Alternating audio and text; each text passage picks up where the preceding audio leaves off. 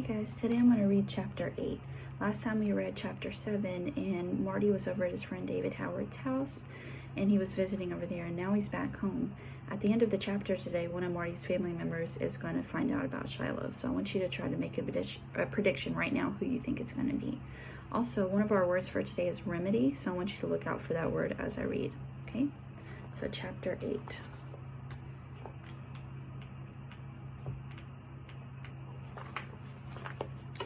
Next 2 days go by smooth as buttermilk. Shiloh gets biscuits or toast and a couple bites of ham for breakfast, and then in the evening I fix him up some frankfurters, cut up and mixed with sour cream and little chunks of cheese. He don't much like the cheese. It sticks to his teeth and he turns his head sideways when he chews, trying to get it off. Licks his chops afterwards, though. He throws up the first time he eats the stuff.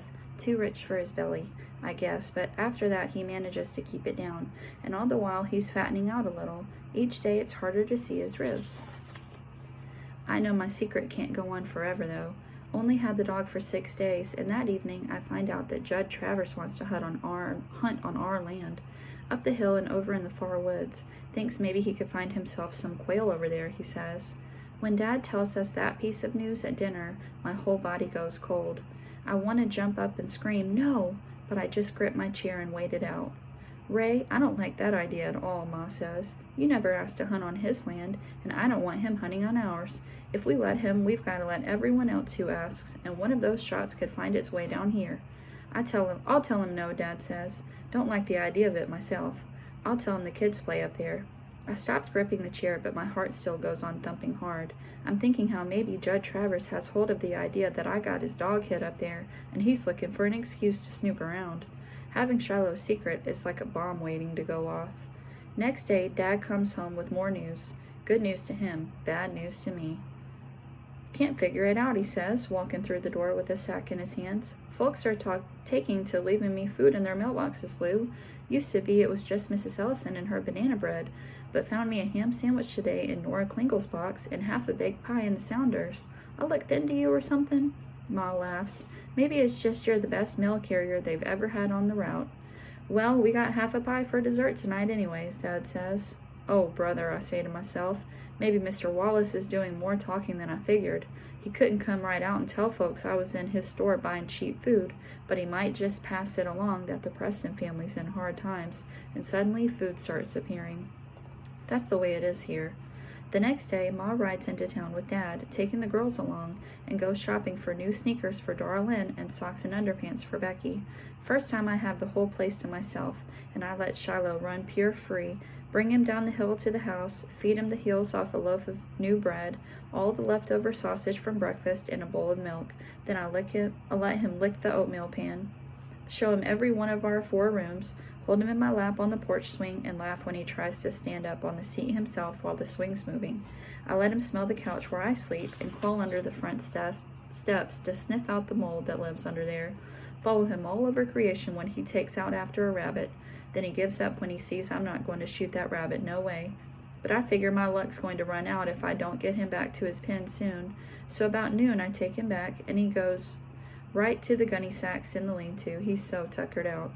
It's just in time, 'cause when I get back and get the dishes done for Ma, the house picked up some, I look out and here she comes up the lane with Darlin and Becky and their packages.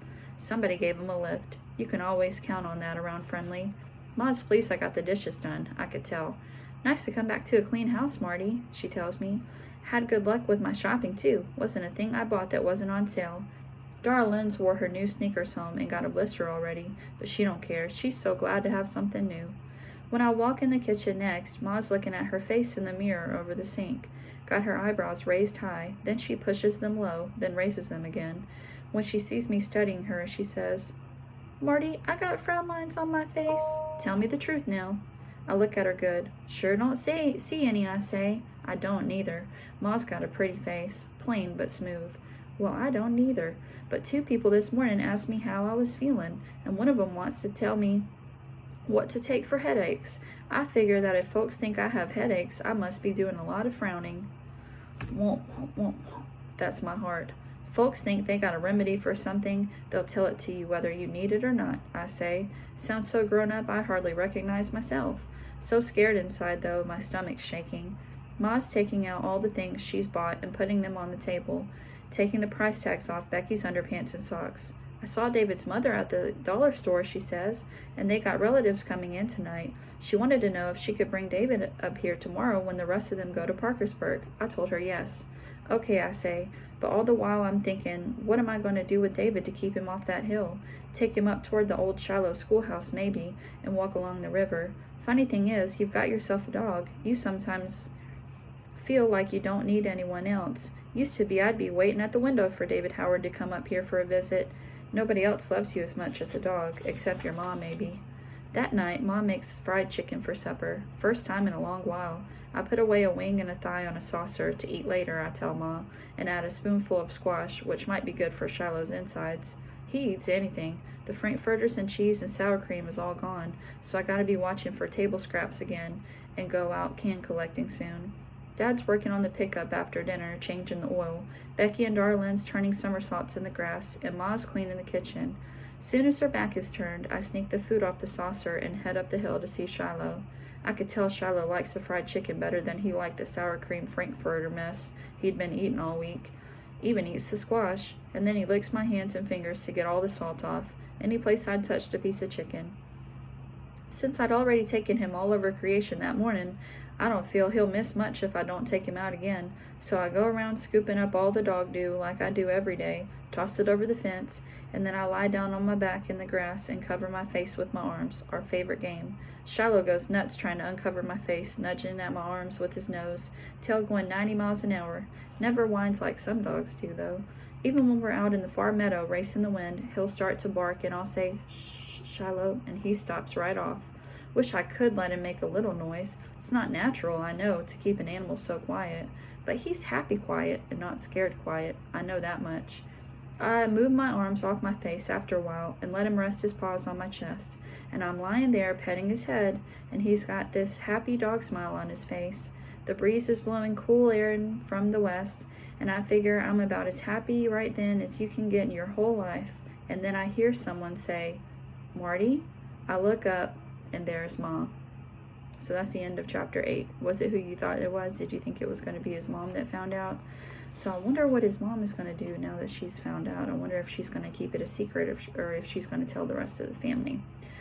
So I wonder if you heard that word remedy as we were reading. So a remedy is something that you use to fix a problem. So if you think about whenever you're sick, the remedy would be to take medicine, or whenever you have a stain on your shirt or in your carpet, you would use a stain remover to remove the stain. So that would be a remedy.